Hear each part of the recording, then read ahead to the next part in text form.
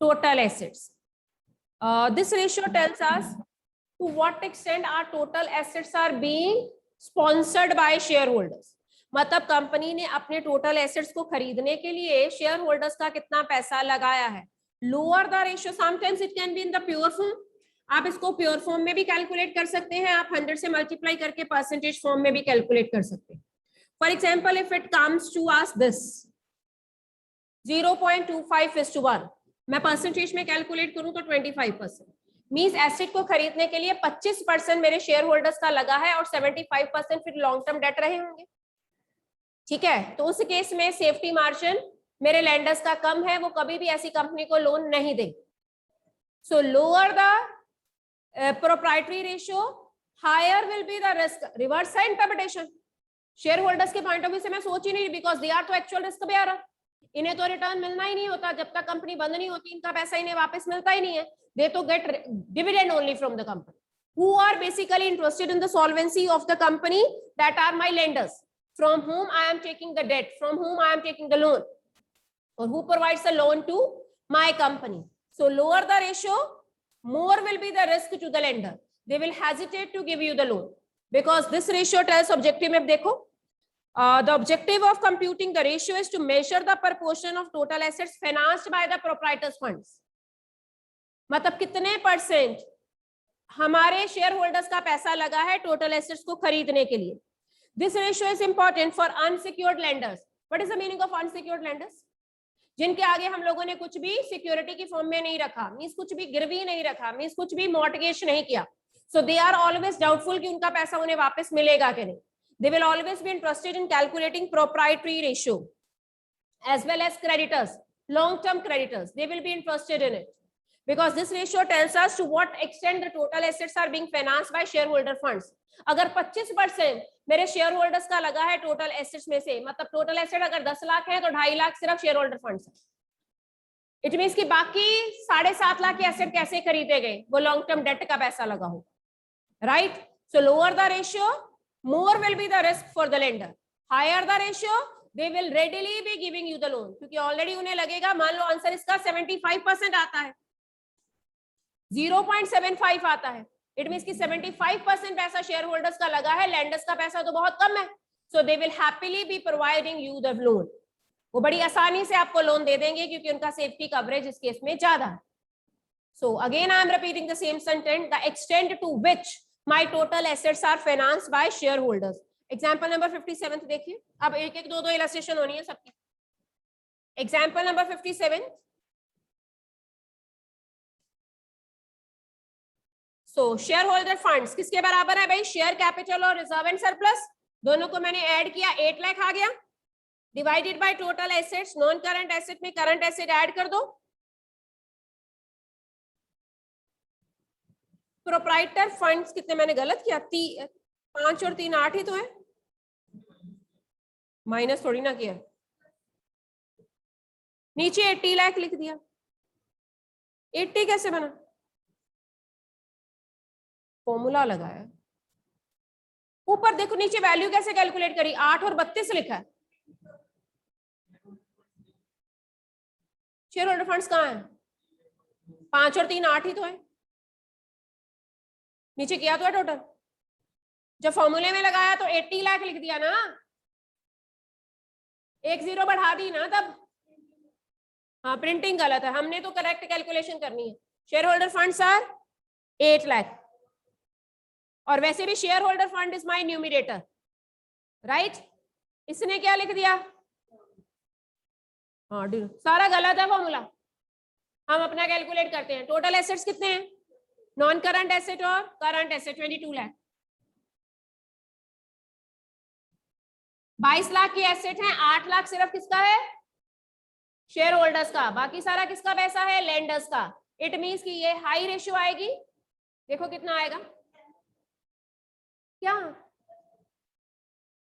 30 कैसे बन रहे हैं? 32.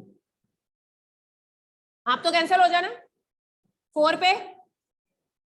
ठीक है. 1 divided by 4 is equal to 0.5:1 means 25%. अगर परसेंटेज में भी कन्वर्ट करना है सिर्फ 25% मेरे शेयर होल्डर्स का पैसा लगा है एसेट को खरीदने के लिए, बाकी पैसा कहां से आया होगा? लॉन्ग टर्म डेट से। मींस 70, डिफरेंस निकाल लो ना। अगर टोटल 100 रुपए है तो 25 रुपए सिर्फ शेयर होल्डर्स ने लगाए हैं एसेट में से, बाकी 75 किसने लगाए होंगे? लॉन्ग टर्म डेट्स ने। So high risk for the lenders, no lender will be ready to give you the further loan, क्योंकि ऑलरेडी आपके सिर के ऊपर कर्जे बहुत ज्यादा। Getting it? उसने भी 25% निकाला, पता नहीं कैसे, आई डोंट नो। नीचे कैलकुलेशन 8 और 32 ही करिए, ऊपर जाके पता नहीं क्या कर दिया। ठीक है, तो you can make the correction there. 58th पे आओ, come at 58। Share holder funds divided by total assets, percentage में निकालना है तो 100 से मल्टीप्लाई कर लेना, अदरवाइज प्योर फॉर्म में भी निकाल सकते हैं। 58 शेयर होल्डर फंड्स मेरे को क्वेश्चन में चाहिए, तीनों को ऐड करो, equity plus preference plus R&S, that is reserve and surplus, that comes to me 1 lakh plus 50,000 plus 25,000, so that comes to me, numerator I calculated, that is 175. Is there any doubt? Now we will be calculating total assets, and total asset is equal to fixed asset plus current asset. Fixed assets are 1,25,000, current assets are current investment 75, cash and cash equivalent, and prepaid expense 10,000. 2,50,000 भाई, चलो put करो। Shareholder funds are 175 and total assets are 2,50,000. So decimal में अगर लगाएंगे 70%, अगर मैं इसको percentage wise convert करूं तो 70% मेरे शेयर होल्डर्स का है। इट मींस कि लॉन्ग टर्म डेट सिर्फ 30% है। There is a big margin, higher the ratio, big margin to the lender, they will be ready to give you the loan, क्योंकि already आपके सिर के ऊपर कर्जे कम है। You are getting me? Assets के ऊपर अल्टीमेट राइट किसका है? एसेट को बेच के, अगर कंपनी बंद होने के कगार पे है तो एसेट को बेच के सबसे पहले पेमेंट किसकी होगी? No, lenders. Share holders are तो ओनर्स, उनको कुछ मिलेगा तब जब कुछ बचेगा। कभी भी share holders they will not get before. पहले डिबेंचर होल्डर्स की पेमेंट होगी, बैंक के लोन की पेमेंट होगी, फिर प्रेफरेंस शेयर होल्डर्स की होगी, कुछ बचेगा तो इक्विटी शेयर होल्डर्स को मिलना है। So they are not interested in asset. Who are interested in asset? Lenders. That's why this ratio is also from the view point of lenders. Getting it? So like that way you need to interpret it. Again it was easy. उसने दूसरी approach लगाई है, मैंने दूसरी approach से नहीं किया, मैंने लायबिलिटी अप्रोच से किया। ठीक है, 59th देखो, कम एट 59th।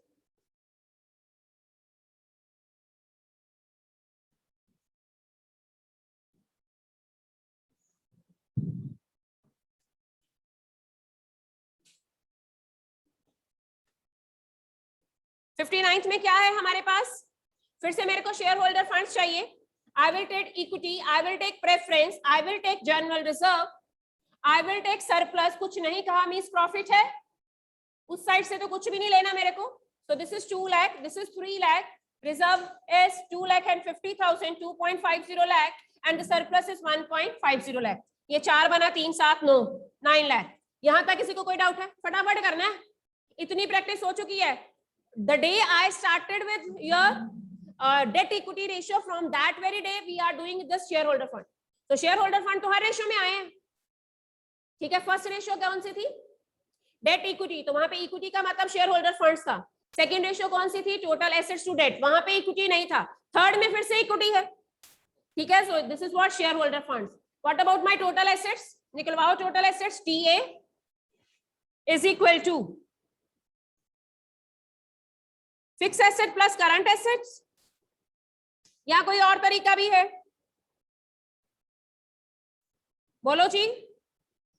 यस है, fix asset plus long term investment LTI plus current asset. This is 21 lakh, this is 2 lakh, this is 8.80 lakh. Done? कोई डाउट? लोन्स एंड एडवांसेस होते तो वो भी ऐड कर देते, नहीं दिए तो ना से। 21 और 2 23, 23 और 3 31, 31 lakh and 80,000, matching with the book। 31 lakh and 80,000 and the shareholder funds are 9 lakh। क्या ऐसी कंपनी को आप लोन देंगे? आंसर कितना आएगा? क्या ऐसी कंपनी को आप लोन देंगे? आंसर आ रहा है 28%। अगर मैं 100 से मल्टीप्लाई करूं, इट मींस कि ऑलरेडी 100 में से 72 डेट्स का लगा है।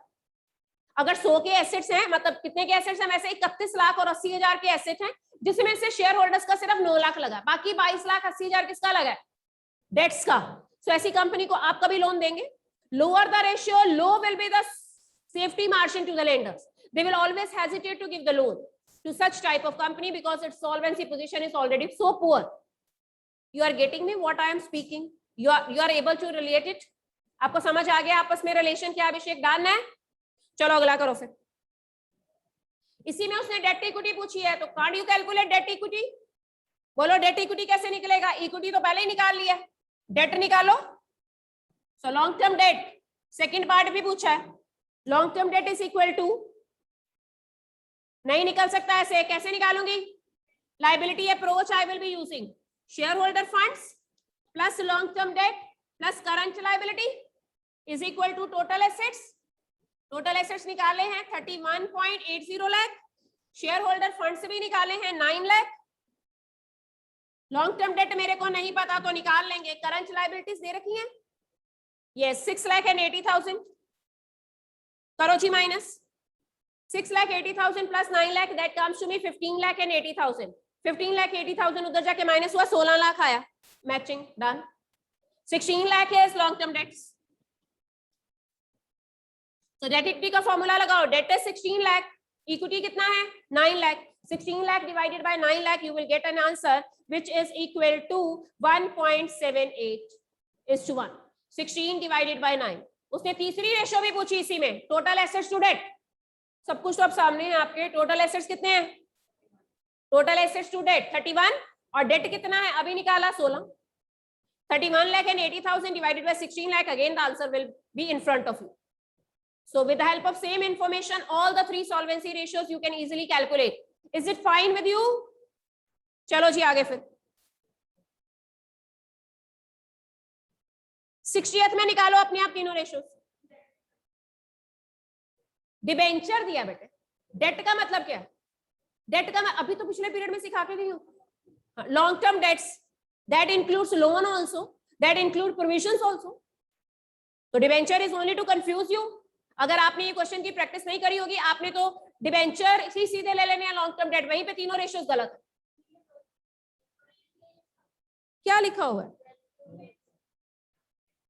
तो मैंने भी तो 16 ही निकाला, तो भी तो 16 ही आया है.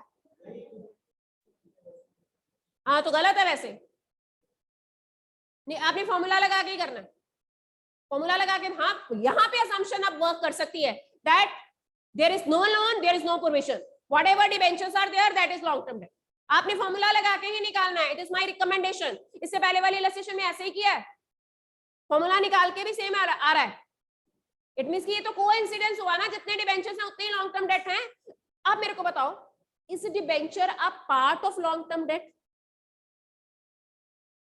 or long term debt in itself is a narrow term?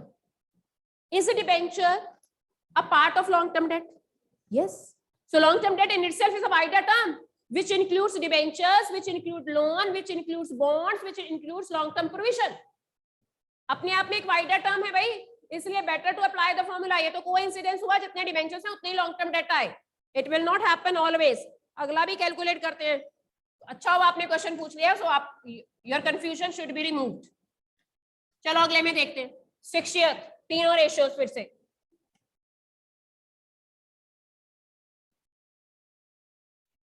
I'm at 60th everyone. Yes, under 60th we have to calculate again all the ratios. जो दे रहा है ना वो मैं लिख रही हूँ, फिर इंफॉर्मेशन को यूज करते हैं. This is non current assets 40 lakh. Current assets 40 lakh, long term borrowing 25 lakh, long term provision 15 lakh. अब मेरे को आप बताओ, इन दोनों को ऐड करूंगी तो लॉन्ग टर्म डेट बनेंगे ना. तो लॉन्ग टर्म डेट अपने आप में एक वाइडर टर्म हुई ना. लॉन्ग टर्म बोरोइंग का मतलब क्या है? डिबेंचर और लोन दोनों. और जब तक उसमें प्रोविजन ऐड नहीं होता लॉन्ग टर्म डेट नहीं बनता. अगर कोई पूछे इस क्वेश्चन में लॉन्ग टर्म डेट कितने हैं, तो दोनों को ऐड करके 25 और 15 40 लाख. ठीक है. अगली टर्म उसने दे रखी है मेरे को करंट लायबिलिटीज दैट आर 20. चलो जी, सबसे पहले डेट इक्विटी. इक्विटी डायरेक्टली नहीं है, इक्विटी डायरेक्टली नहीं है, क्या करें फिर? How to calculate equity?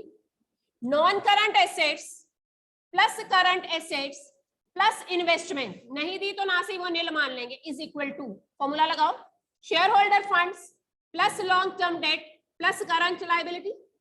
Done. Assets में मेरे पास दो ही चीजें हैं, 40 और 20, 40 और 40। Non current asset and current asset दोनों को ऐड कर दूं तो टोटल एसेट्स आता है 80 लाख। इन्वेस्टमेंट जीरो है, नील मान लो। शेयर होल्डर फंड्स मैंने निकालने हैं, right it like this way. Long term date दोनों को ऐड करके 25 और 15 40।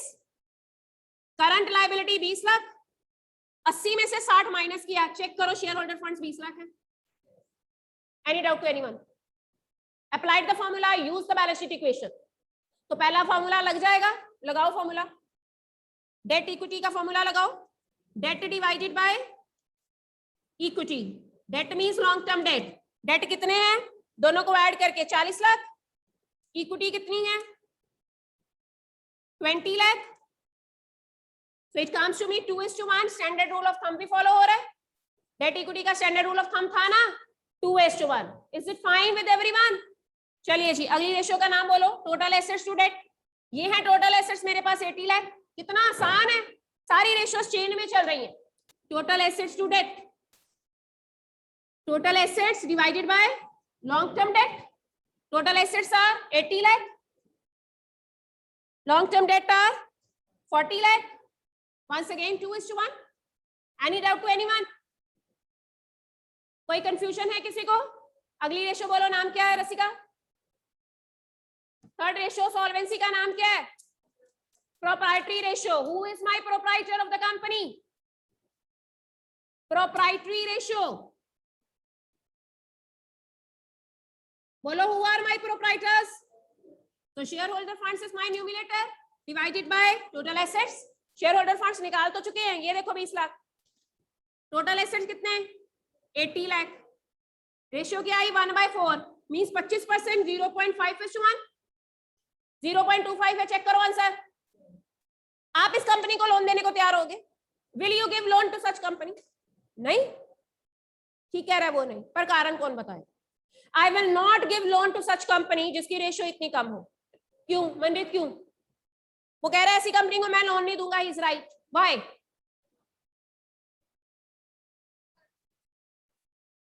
हाँ, क्योंकि ऑलरेडी 75% कर्जे इसके सिर पे हैं। अगर एसेट 80 लाख के हैं तो सिर्फ शेयर होल्डर्स का उसमें से 20 लाख लगा है, बाकी 60 लाख डिबेंचर्स का है, मतलब लॉन्ग टर्म डेट का। Already long term debt 60 lakh के हैं, ठीक है? तो company can't bear such a high quantity of debt, so we will always hesitate to provide loan to such companies. From my side this ratio is over. Now come to the next. अगले भी तीनों parts हैं, you can see yourself. हाँ, yes, मैंने increase decrease वाला ये question भी करवाना है और बैक क्वेश्चन भी करवाना है। 63rd पे आओ, इंक्रीज और डिक्रीज, ये थोड़े से टिपिकल होते हैं भाई प्रोप्राइटरी रेशियो वाले, और ये बोर्ड में आया भी हुआ क्वेश्चन।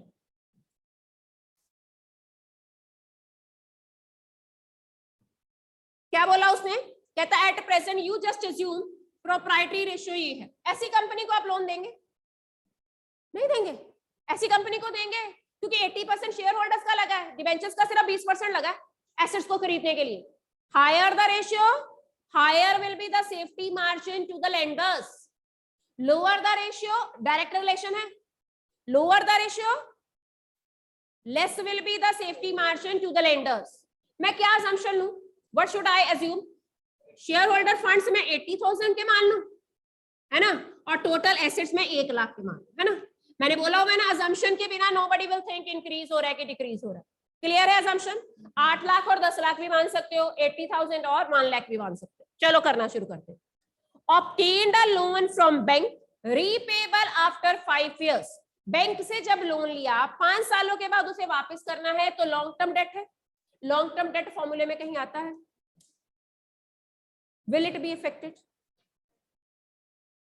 बिल्कुल ठीक, asset increase, because when you take loan the amount directly goes to your bank account, so total assets are being increase. Total assets फॉर्मूले में क्या है? Denominator ratio will decrease. देखो डिक्रीज है, देखो, ठीक है, क्योंकि डिनोमिनेटर बढ़ रहा है। जब बैंक से लोन लेंगे तो बैंक में पैसे जाएंगे ना, कैश में तो लोन की अमाउंट कभी मिलती नहीं, आपके अकाउंट में ट्रांसफर होता है, सिखाया हुआ है ना +1 क्लास में। चलिए जी आगे। परचेज मशीनरी फॉर कैश, चलो मनरीत क्या फर्क पड़ेगा? Purchase machinery for cash, machine asset है, टोटल एसेट में आएगा, एक एसेट बढ़ रहा है दूसरा एसेट कम हो रहा है, नो इफेक्ट। देख लो डबल इफेक्ट हो गया।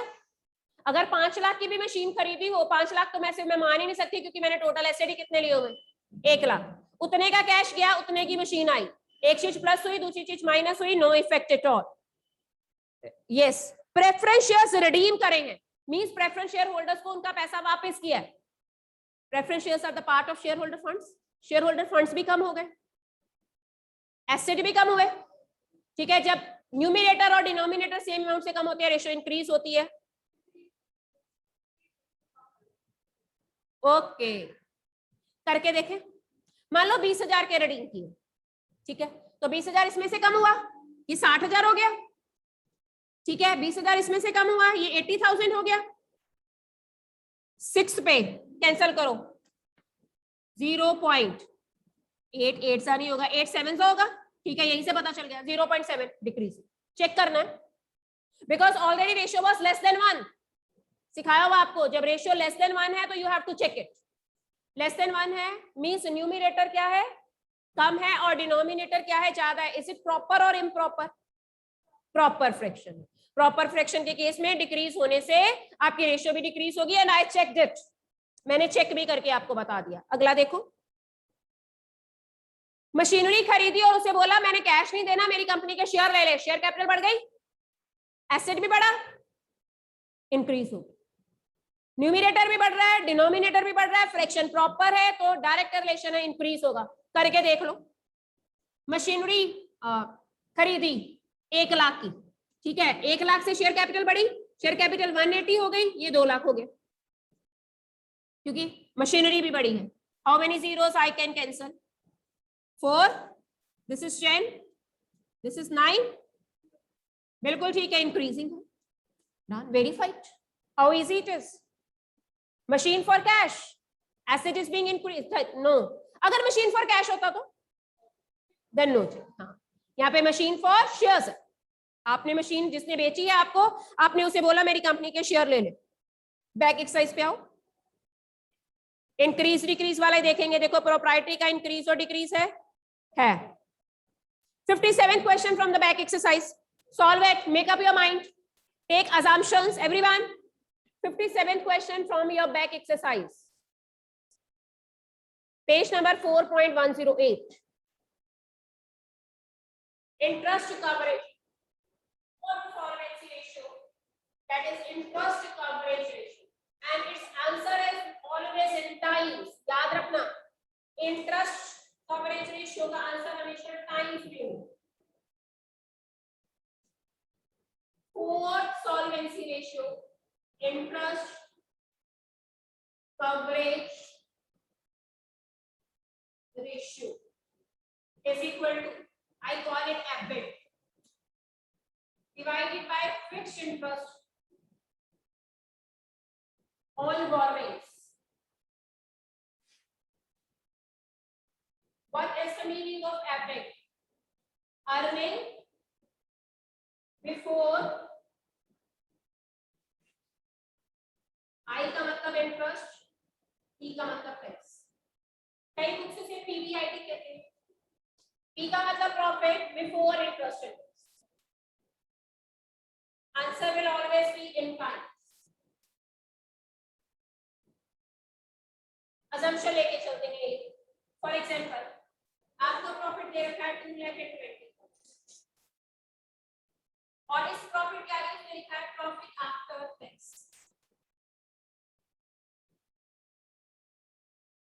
टैक्स की परसेंटेज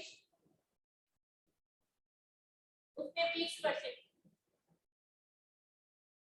10% डिबेंचर्स दे रखे हैं 5 लाख, चलो 10 लाख लेकर।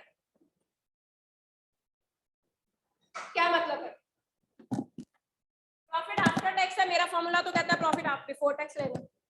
प्रॉफिट आफ्टर टैक्स है ना, उसका मतलब वो आफ्टर इंटरेस्ट भी है, क्योंकि इंटरेस्ट की पहले पेमेंट हुई होगी फिर टैक्स लगा हो। If he himself writes only a word after tax, that is same as of profit after interest and tax. अब मैं क्या करूं, इसे बिफोर टैक्स कैसे बनाऊं? अगर मेरे को ये पता चल जाए कि टैक्स कितना काटा था तो वो मैं ऐड कर दूंगी। अगर मेरे को ये पता चल जाए कि इंटरेस्ट कितना था तो वो मैं ऐड कर दूंगी, तो मेरे पास बिफोर इंटरेस्ट एंड टैक्स आ जाएगा। रिवर्स चलूंगी मैं पहले टैक्स ऐड करूंगी, बाद में इंटरेस्ट। तो अंडरस्टूड है, 10% डिवेंचर है, 10 लाख के 1 लाख तो इंटरेस्ट है, लेकिन पहले मैंने टैक्स करना है। अब आप मेरे को बताओ 20%, 20 नहीं 50% करूंगी तो होगा 2,20,000 है, ये टैक्स के बाद है, और 50% टैक्स है। आपको नहीं लगता ये 50 के पीछे, और मैंने बिफोर टैक्स निकालना है तो मैं 100 से मल्टीप्लाई करूंगी, ये टैक्स काट के अमाउंट आई ना। और टैक्स की परसेंटेज कितनी है 50। इट मींस कि 220 इज बियॉन्ड 50%, और आपने इसे ग्रॉस करना है, आपने इसे बिफोर लेके आना है। So that will come to us by multiplying it with 100। मान लो टैक्स का रेट 40 होता तो आप इसे 60 से डिवाइड करते, 100 से मल्टीप्लाई करते। मान लो टैक्स का रेट 30 होता तो आप इसे 70 से डिवाइड करते, 100 से मल्टीप्लाई करते। With what I am dividing it? 100 minus tax, and my tax rate is 50% in this case, so that will come to me 440। अब मैं काउंटर चेक भी करके बताऊंगी। 440 आपका टैक्स से पहले का प्रॉफिट था, अगर इसके ऊपर 50% आपने टैक्स दिया होगा तो 220 आपने टैक्स दिया होगा, 220 माइनस हो गया, तभी तो आफ्टर टैक्स 220 रहा होगा। ठीक है, so like that way you can counter check also. 440 आपका क्या आ गया बिफोर टैक्स। इंटरेस्ट भी ऐड करना है, इंटरेस्ट 1 लाख था भाई, 10 लाख के डिवेंचर्स के ऊपर 10% इंटरेस्ट, ये परसेंटेज ऑफ इंटरेस्ट होता है जो डिवेंचर के आगे लिखा होता है। So it comes to me 5,40,000। Formula क्या कहता है, profit before interest and tax लिखो। आई कैलकुलेटेड 5,40,000, डिवाइड करो उसे इंटरेस्ट से, सो इंटरेस्ट कितना है, आंसर आएगा 5.40 times. Need not to worry, आपका प्रॉफिट डाउन भी हो जाएगा तो भी आप इंटरेस्ट की पेमेंट कर लोगे, क्योंकि आपका प्रॉफिट इंटरेस्ट के कंपैरिजन में 5 गुना से भी ज्यादा है। Had it been 9 times, it means कि आपका प्रॉफिट इंटरेस्ट के कंपैरिजन में 9 गुना ज्यादा है। If it will fall 8 times, even then the company will be in a position to pay your interest.